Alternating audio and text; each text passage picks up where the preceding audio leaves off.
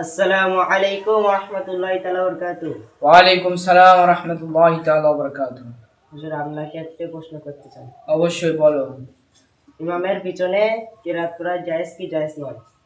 মাশাআল্লাহ, তুমি একটি খুব গুরুত্বপূর্ণ প্রশ্ন করেছো। নাহমাদু নুসাল্লি আলা রাসূলিহিল কারীম, আম্মা বা'দ। তুমি প্রশ্ন করেছো ইমামের পিছনে কিরাত করা জায়েজ কি জায়েজ না, অর্থাৎ যাবে কি যাবে না। হাদিস শরীফ কি বলছেন? কিছু কিছু মানুষ আছে আহলে হাদিস, বাংলাদেশের কিছু কিছু বক্তা আছে, তারা বলে ইমামের পিছনে কেরাত করা যাবে। তাদের নাম আমি মুখে নিতে চাচ্ছি না, কেন তাদের নাম যদি মুখে নিতে আমার মুখটা নষ্ট হয়ে যাবে। কিন্তু হাদিস থেকে প্রমাণ, আল্লাহ রসুল থেকে হাদিস প্রমাণ আছে, আল্লাহ রসুলের কাছ থেকে ইমামের পেছনে কেরাত নেই। আর আমরা সুন্নি আহলে সুন্নাত ওয়াল জামাত যারা মাসলাকে আলা হযরতকে মানি, মাসলাকে ইমামে আজম আবু হানিফাকে মানি, যারা ইমামে আজম আবু হানিফার মত পথকে অনুসরণ করে চলি, তাদের কাছে ইমামের পেছনে কেরাত করা জায়েজ নাই, ইমামের পেছনে কেরাত নাই। হাদিস শরীফ সবাই শুনুন। হাদিস শরীফের মধ্যে বলছেন, আবু হানিফা আন মুসা আন আব্দুল্লাহ ইবনে সাদ্দাদিন আন জাবির ইবনে আব্দুল্লাহ আল্লাহ রাসূলুল্লাহ সাল্লাল্লাহু আলাইহি ওয়াসাল্লাম قال من كان له امام ফাকিরাতুল ইমাম লাহুল কিরাত।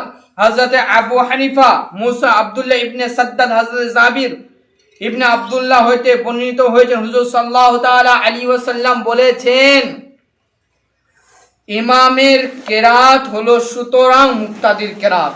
তো হাদিস শরীফ থেকে প্রমাণ পাওয়া গেল, হুজুর সাল্লাল্লাহু আলাইহি ওয়াসাল্লাম বলছেন, যেই ব্যক্তি নামাজে দাঁড়াবে আর নামাজে দাঁড়ানোর সময় তার যদি ইমাম থাকে, ইমাম যদি কেরাত করে, তাকে কেরাত করতে হবে না। কেন?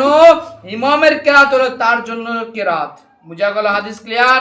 এই হাদিসটা আল্লামা হাসকাফি মুসনাদে ইমামে আবু হানিফা 72 পৃষ্ঠার মধ্যে এসেছে। দ্বিতীয় নম্বর হাদিস, আন জাবির ক্বালা ক্বালা রাসূলুল্লাহ সাল্লাল্লাহু আলাইহি ওয়াসাল্লাম মান কানা লাহু ইমামুন ফা কিরাতুল ইমামে লাহুল কিরাত।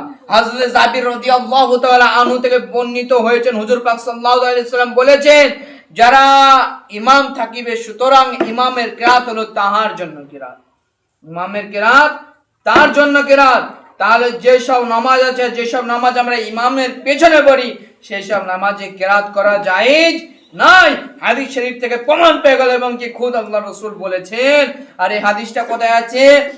দারুকুতনি প্রথম খণ্ড 323 পৃষ্ঠার মধ্যে এই হাদিসটি বর্ণিত হয়েছে।